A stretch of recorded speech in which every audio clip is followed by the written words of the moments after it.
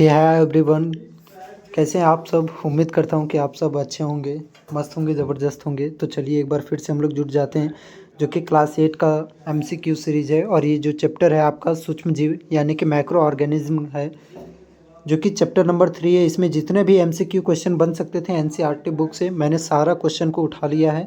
तो चलिए हम लोग जुट जाते हैं। क्वेश्चन नंबर 1 है आपका, सूक्ष्म जीवों को कितने वर्गों में बांटा गया है, यानी कि मुख्यतः कितने वर्गों में सूक्ष्म जीवों को बांटा गया है। Option number A 2, option number B 3, option number C 4, option number D 5। तो देखिए सूक्ष्म जीवों को मुख्यतः जो है ना वो 4 वर्गों में बांटा गया है, जिसमें से आपका नाम क्या है यहाँ पर मैंने ऐड कर रखा है। जीवाणु है, कवक है, प्रोटोजोआ है और शैवाल यानी कि बैक्टीरिया हो गया, कवक यानी कि फंगाई हो गया, प्रोटोजोआ हो गया और एल्गी यानी कि शैवाल। इन 4 भागों में सभी सूक्ष्म जीवों को बांटा गया है। चलिए क्वेश्चन नंबर 2 में बढ़ते हैं कि सूक्ष्म जीव कहाँ पर उपस्थित होते हैं। जो भी माइक्रो ऑर्गेनिज्म यानी जो भी छोटे छोटे पूरा सूक्ष्म जीव जो होते हैं वो कहाँ कहाँ उपस्थित होते हैं। हवा में, ऑप्शन नंबर बी जल में, ऑप्शन नंबर सी मिट्टी में, ऑप्शन नंबर डी उपरोक्त सभी। तो देखिए जितने भी सूक्ष्म जीव होते हैं ना ये सभी जगह पर उपस्थित होते हैं। अभी आप अपने हाथ को भी देखिएगा तो बहुत सारे वहाँ पर आपको बैक्टीरिया वगैरह मिल जाएंगे। बैक्टीरिया यानी कि जीवाणु मिलेंगे, जो कि आपका सूक्ष्म जीव का उदाहरण है। आप यहाँ पर कहीं पर भी देखिएगा हर एक जगह पर सूक्ष्म जीव रहता है, यानी कि हवा में भी रहते हैं, जल में भी रहते हैं, मिट्टी में भी रहते हैं। तो इसका आंसर जो बनेगा आपका ऑप्शन नंबर डी बन जाएगा, उपरोक्त सभी। क्वेश्चन नंबर 3 में आते हैं कि दूध से दही का बनना किस जीवाणु के कारण होता है। यानी कि देखते हैं हम लोग कि घरों में दूध रखा होता है तो वो कुछ समय के बाद क्या हो जाता है, दही में परिवर्तित हो जाता है। तो दूध से दही में परिवर्तित हो रहा है किस जीवाणु के कारण हो रहा है। Option A salmonella, option B E coli, option C lactobacillus, option D cyanobacteria. तो इसका जो करेक्ट ऑप्शन बनेगा वो आपका बन जाएगा ऑप्शन नंबर सी, जो कि लैक्टोबैसिलस है। इस जीवाणु के कारण आपका दूध जो है वो दही में परिवर्तित हो जाता है। नेक्स्ट बढ़ते हैं क्वेश्चन नंबर 4, ईस्ट का उपयोग किसके उत्पादन में किया जाता है। ईस्ट यानी खमीर का उपयोग जो होता है वो किसके उत्पादन में किया जाता है। अल्कोहल के उत्पादन में, ऑप्शन बी चीनी के उत्पादन में, ऑप्शन सी ऑक्सीजन के उत्पादन में, ऑप्शन डी हाइड्रोक्लोरिक अम्ल के उत्पादन में। तो इसके लिए जो करेक्ट ऑप्शन हो जाएगा आपका ऑप्शन नंबर ये हो जाएगा, अल्कोहल के उत्पादन में होता है। क्वेश्चन नंबर 5 में आते हैं। तो क्वेश्चन नंबर 5 है, ब्रेड बनाने के दौरान कौन सी गैस उत्पन्न होती है। यानी कि जब ब्रेड बनता है तो उस दौरान कौन सी गैस उत्पन्न होती है। Option A oxygen, option B carbon dioxide, option C sodium, option D hydrogen. तो इसके लिए जो करेक्ट आंसर बनेगा आपका ऑप्शन नंबर बी हो जाएगा, कार्बन डाइऑक्साइड गैस उत्पन्न होती है। और यही इसी गैस के कारण जो केक होता है वो बिल्कुल क्या होता है, स्पंजी होता है यानी कि मुलायम होता है और साथ में फूला हुआ बनता है, इसी के कारण से। तो 5 का आपका ऑप्शन नंबर बी करेक्ट हो जाएगा।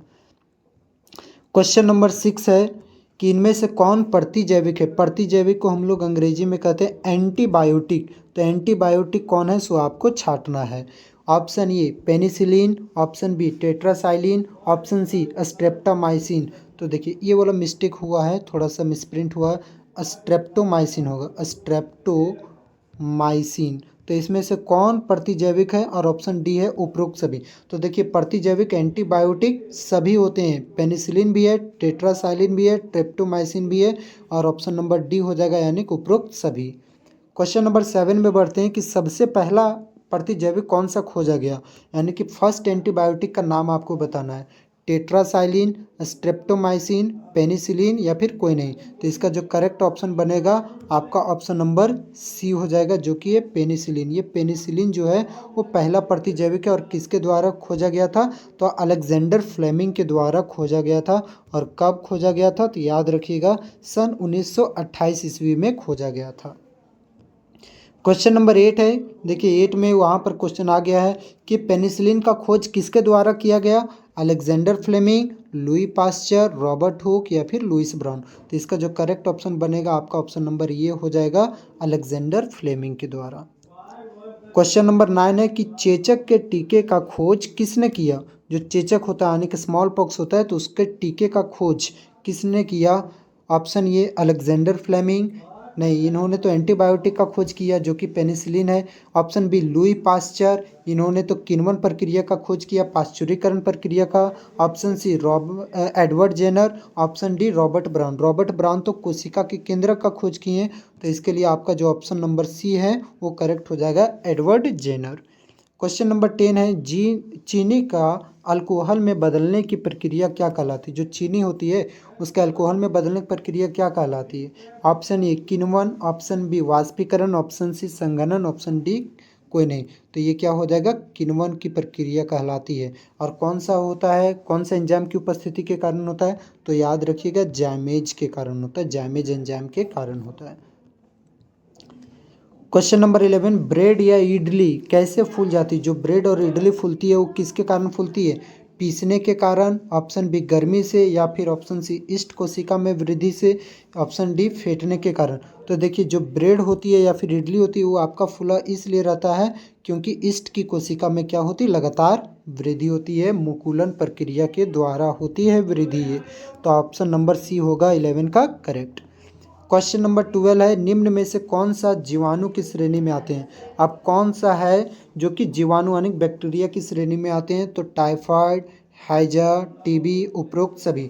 तो देखिए, जीवाणु की कैटेगरी में आपका टाइफाइड भी आता है, ये कॉलेरा यानी हैजा भी आता है, टीबी भी आता है, और ये सभी हो जाएगा। तो इसके लिए करेक्ट आंसर जो बनेगा ऑप्शन नंबर डी, उपरोक्त सभी हो जाएगा। क्वेश्चन नंबर 13 है, निम्न में से कौन सा रोग वायरस के द्वारा होता है? वायरस के द्वारा कौन सा रोग होता है? ऑप्शन ए खसरा, option B chickenpox, option C polio, option D उपरोक्त सभी। देखिए, वायरस जनित रोग होते हैं, खसरा भी है, चिकन पॉक्स भी है, आपका स्मॉल पॉक्स भी है, ठीक है, और पोलियो भी है, उपरोक्त सभी। पोलियो जो बीमारी होती है वो आम होती है, खैर इसके लिए अब तो ड्रॉप भी निकल गया है। तो इसका 13 का क्वेश्चन नंबर 13 का ऑप्शन नंबर डी करेक्ट हो जाएगा सभी। क्वेश्चन नंबर 14, संचरणीय रोगों का मुख्य घटक कौन है? संचरणीय रोग किसे कहते हैं?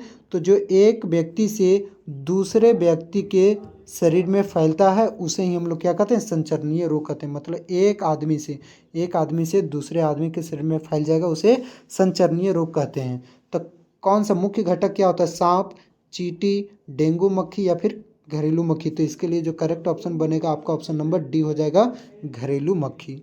क्वेश्चन नंबर 15 है, हैजा किसके द्वारा होता है? तो अभी आप लोग पिछला क्वेश्चन में किए कि हैजा किसके द्वारा होता है? वायरस, जीवाणु, शैवाल, प्रोटोजोआ। तो इसका जो करेक्ट ऑप्शन बनेगा आपका ऑप्शन नंबर बी बनेगा, जीवाणु के द्वारा होता है। क्वेश्चन नंबर 16, मलेरिया किस सूक्ष्म जीव द्वारा होता है? जो मलेरिया रोग होता है वो कौन सा सूक्ष्म जीव के द्वारा होता है? वायरस, हैजा, शैवाल, प्रोटोजोआ। तो याद रखिएगा, जो मलेरिया होता है वो प्रोटोजोआ जनित रोग है। और कौन सा मच्छर के काटने से होता है? तो एनाफिलीज मच्छर, वो भी कौन सा? मादा एनाफिलीज, फीमेल एनाफिलीज मच्छर के काटने से मलेरिया होता है, जो कि आपका एक प्रोटोजोअल डिजीज है। तो 16 का ऑप्शन नंबर डी करेक्ट होगा। क्वेश्चन नंबर 17, रोगाणु से लड़ने के लिए हमारा शरीर क्या उत्पन्न करता है? यानी कि डिजीज से लड़ने के लिए हमारा शरीर क्या उत्पन्न करता है? प्रतिरक्षा, या फिर अभिक्रिया, या फिर प्रतिक्रिया, या फिर इनमें से कोई नहीं। तो हमारा शरीर क्या उत्पन्न करता है? इम्यून सिस्टम बनाता है, यानी प्रतिरक्षा करता है। ऑप्शन नंबर ये करेक्ट हो जाएगा। क्वेश्चन नंबर 18 है, मनुष्य में वायरस द्वारा होने वाला एक सामान्य रोग है। देखिए, वायरस से होने वाले 4 रोगों के बारे में दिया गया है, जिसमें से आपको वायरस द्वारा होने वाला एक सामान्य रोग बताना है। हैजा तो आपका ये वायरस वाला नहीं है, ये तो आपका जीवाणु है, तो ये तो ऐसे ही चला जाएगा, ऑप्शन गलत। पोलियो, खसरा, चिकन पॉक्स। तो इसका करेक्ट ऑप्शन जो बनेगा ऑप्शन नंबर बी हो जाएगा। पोलियो जो होता है वो एक सामान्य सा रोग है मनुष्यों में, वायरस द्वारा। क्वेश्चन नंबर 19, हार्मोन क्या है? भौतिक पदार्थ है, रासायनिक पदार्थ है, या फिर दोनों, या फिर इनमें से कोई नहीं। तो याद रखिएगा स्टूडेंट्स, हार्मोन जो होते हैं वो रासायनिक पदार्थ होते हैं, और ये कहाँ पर होते हैं? शरीर के अंतःस्रावी ग्रंथि कहलाते हैं। तो क्वेश्चन नंबर 19 का बी हो जाएगा करेक्ट आंसर। क्वेश्चन नंबर 20 है, मलेरिया परजीवी का वाहक कौन है? जो मलेरिया होता है उसके लिए वाहक कौन है? एडिस मच्छर, मादा एनाफिलीज मच्छर, कॉकरोच, या फिर घरेलू मक्खी। तो इसको मैंने पिछले ही क्वेश्चन में करवा रखा है कि इसका करेक्ट ऑप्शन बनेगा मादा एनाफिलीज मच्छर, यानी कि ऑप्शन नंबर बी सही हो जाएगा। जबकि एडिस मच्छर जो है इससे आपका क्या होता है? डेंगू होता है, ठीक है। 20 का ऑप्शन नंबर बी करेक्ट हो जाएगा। क्वेश्चन नंबर 21 है, डेंगू परजीवी का वाहक कौन है? डेंगू किससे होता है? एडिस मच्छर से, कि घरेलू मक्खी, की कॉकरोच, की मादा एनाफिलीज।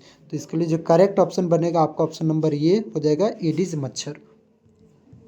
क्वेश्चन नंबर 22 है, निम्न में से कौन जीवाणु जनित रोग है? अब जीवाणु जनित रोग कौन है? रेबीज। रेबीज तो वायरस के द्वारा फैलता है। पोलियो भी वायरस से होता है। खसरा भी वायरस से होता है। तो इसके लिए आपका ऑप्शन नंबर सी करेक्ट हो जाएगा, टीबी यानी कि क्षय रोग। क्वेश्चन नंबर 23, स्वपोषी का उदाहरण कौन है? स्वपोषी किसे कहते हैं? जो अपना भोजन स्वयं बनाता है। ठीक है, तो इसका क्या होगा? मनुष्य, आम का पेड़, बकरी या फिर खरगोश।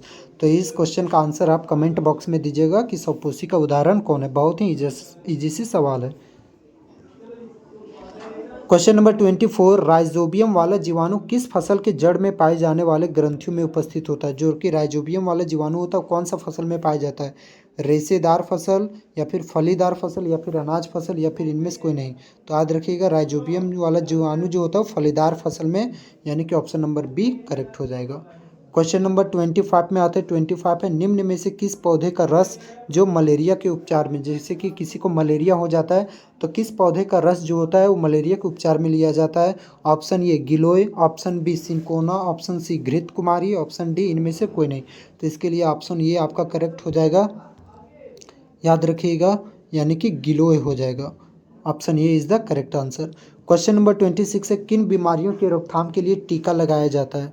किस बीमारी की रोकथाम के लिए टीका लगाया जाता है? हेपेटाइटिस या फिर टीबी या फिर चेचक या फिर पोलियो। तो इसका करेक्ट ऑप्शन बनेगा आपका ऑप्शन नंबर डी, पोलियो के रोकथाम के लिए आपको टीका लगाया जाता है बच्चों को। 26 का option number D. Question number 27 है, पैकेट थैलियों में दूध को भंडारण से, यानी कि पैकेट थैलियों में दूध को खराब होने से बचने के लिए क्या किया जाता है? देखिए, पैकेट वाला दूध हम लोग खरीदते हैं तो उसको देखिएगा कि पैकेट वाला दूध जल्दी ख़राब नहीं होता है। तो ऐसा क्यों होता है? क्या किया जाता है उसके लिए? किण्वन की प्रक्रिया अपनाई जाती है कि पाश्चुरीकरण की या फिर भंडारण की? पाश्चुरीकरण की प्रक्रिया अपनाई जाती है, याद रखिएगा, पाश्चुरीकरण। पाश्चुरीकरण में क्या किया जाता है कि दूध को पहले 70 से 80 डिग्री सेल्सियस पर इसको क्या किया जाता है? गर्म किया जाता है और फिर अचानक से इसे क्या कर दिया जाता है? ठंडा कर दिया जाता है। तो जितने भी जीवाणु हो जाते हैं वो मर जाते हैं। तो ये पाश्चुरीकरण की प्रक्रिया कहलाती है, जिससे दूध आपका ख़राब नहीं होता है। तो 27 का ऑप्शन नंबर बी सही होगा, यानी कि पाश्चुरीकरण। 28 है, एंथ्रेसिस नामक जीवाणु का खोज किसने किया? एंथ्रेसिस नामक जीवाणु, तो रॉबर्ट कोच ने, कि रॉबर्ट हुक, रॉबर्ट ब्राउन या फिर लुइस ब्राउन। तो इसके लिए करेक्ट ऑप्शन बनेगा आपका ऑप्शन नंबर ये, रॉबर्ट कोच ने खोज किया एंथ्रेसिस नामक जीवाणु का। क्वेश्चन नंबर 29, जीवाणु और कवक के द्वारा अपघटित होने वाले पदार्थ क्या कहलाते हैं? बड़ा ही इजी सा सवाल है कि जीवाणु और कवक के द्वारा अपघटित होने वाले पदार्थ को हम लोग क्या कहते हैं? जैव निम्नीकरण, की जैव अनिम्नीकरण, या संश्लेषित रेशे, या फिर अपघटक। तो इसके लिए जो करेक्ट ऑप्शन बनेगा आपका ऑप्शन नंबर ये हो जाएगा, जैव निम्नीकरण। क्वेश्चन नंबर 30 में आते हैं। 30 है, जब पौधे और जंतु मरते हैं तो प्रोटीन टूटकर किस में बदल जाते हैं? पौधे और जंतु मर जाते हैं तो प्रोटीन टूटकर किस में बदल जाते हैं? ऑप्शन ए अमोनिया में, ऑप्शन बी सोडियम में, ऑप्शन सी नाइट्रिक अम्ल में, ऑप्शन डी इनमें से कोई नहीं। तो देखिए, जब पौधे और जंतु मरते हैं तो उनका प्रोटीन जो होता है वो टूट करके आपका अमोनियम परिवर्तित हो जाते हैं। ऑप्शन नंबर ये करेक्ट होगा। क्वेश्चन नंबर, चलिए 30 तक ही था। होप कि आप सभी को सेशन अच्छा लगा होगा। अगर अच्छा लगा होगा तो चैनल को लाइक करें, सब्सक्राइब करें और अंत तक जुड़े रहने के लिए आप सभी का बहुत बहुत धन्यवाद।